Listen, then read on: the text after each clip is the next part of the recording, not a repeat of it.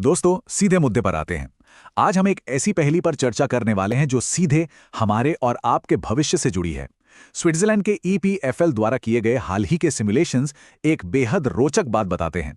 उनका मानना है कि एक अंतर्ग्रह यानी इंटरप्लैनेटरी सभ्यता का निर्माण किसी और चीज पर नहीं, बल्कि एक विशाल लॉजिस्टिकल पहेली को सुलझाने पर निर्भर करता है।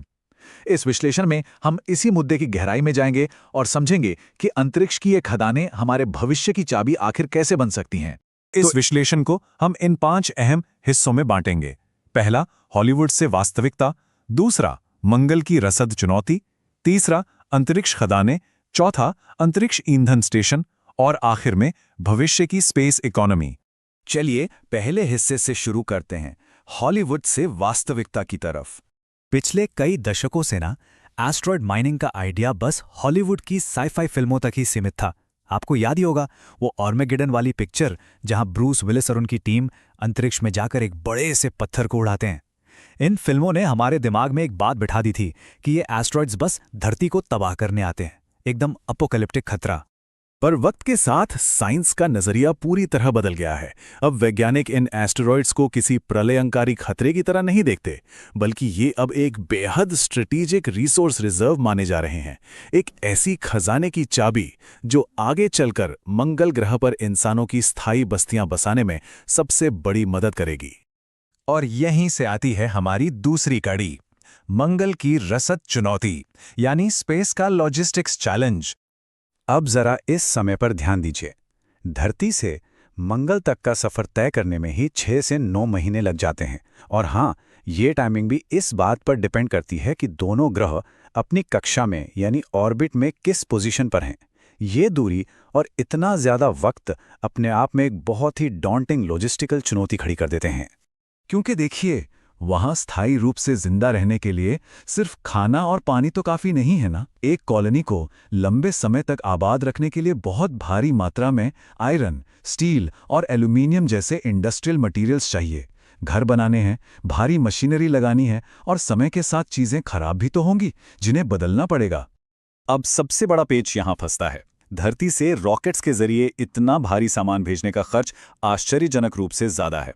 1 टन पेलोड भेजने में ही करोड़ों डॉलर लग सकते हैं। तो सीधी सी बात है, अगर हम हमेशा धरती की इस स्लो और बेहद महंगी इंटरप्लैनेटरी सप्लाई चेन पर निर्भर रहेंगे, तो इकोनॉमिकली और मैथमेटिकली ये कॉलोनी बसाना कभी पॉसिबल ही नहीं हो पाएगा। तो फिर इस प्रॉब्लम का सल्यूशन क्या है? यही हमारा तीसरा विषय है, अंतरिक्ष की खदानें यानी मेटल एस्टेरॉइड्स। यहां एंट्री होती है एम टाइप एस्ट्रॉइड्स की।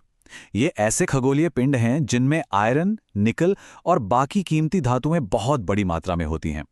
आप इन्हें अंतरिक्ष में स्वतंत्र रूप से तैरते हुए कच्चे माल के विशाल पहाड़ मान सकते हैं।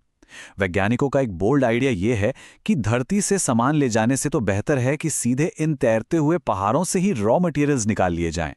इसी विचार को टेस्ट करने के लिए स्विट्जरलैंड के ईपीएफएल के रिसर्चर्स ने हजारों कंप्यूटर सिमुलेशंस रन किए। उन्होंने ये गहराई से एनालाइज किया कि इन एस्ट्रॉइड से रिसोर्सेज निकालकर सीधे मार्स तक पहुंचाने में आखिर क्या लगता है। इन सिमुलेशंस ने ट्रैवल एनर्जी, माइनेबल मेटल की मात्रा और फ्यूल की ज़रूरत सब कुछ कैलकुलेट किया। और नतीजा क्या निकला? ये पता चला कि ये extra terrestrial mining model technically बिल्कुल पॉसिबल है, लेकिन तभी जब कुछ बहुत ही सख्त शर्तें पूरी हों। चलिए अब उन शर्तों में से सबसे बड़ी शर्त पर आते हैं। हमारा चौथा पॉइंट, अंतरिक्ष ईंधन स्टेशन।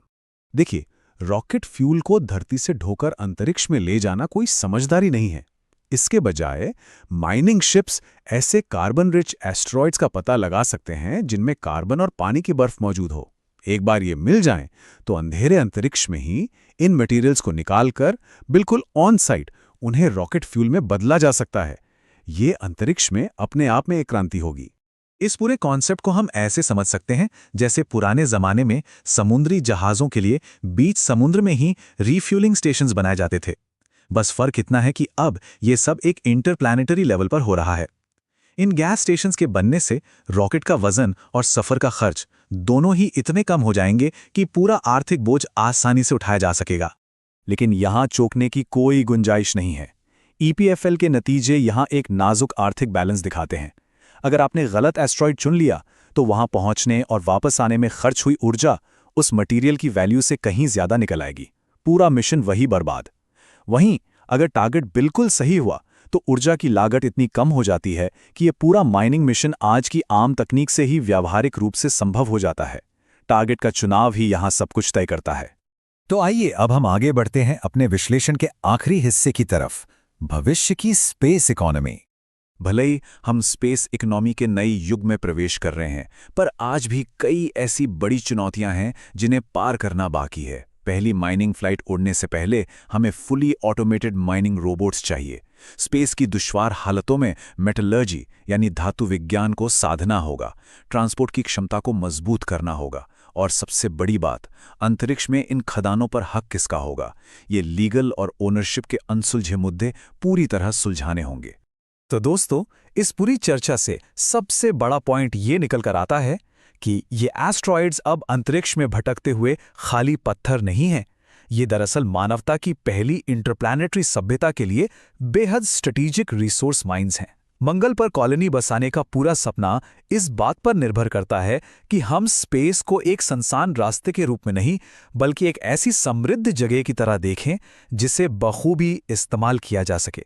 इस विश्लेषण को समाप्त करने से पहले मैं आपके सामने एक बड़ा ही रोचक सवाल छोड़कर जाना चाहता हूं।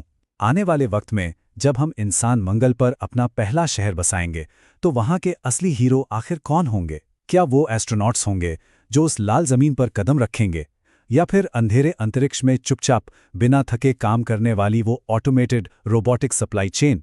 यही वो छिपी हुई लॉजिस्टिकल आर्मी है जो आखिरकार मार्स पर जीने के सपने को हकीकत बनाएगी। आज की इस चर्चा में जुड़ने के लिए बहुत बहुत धन्यवाद।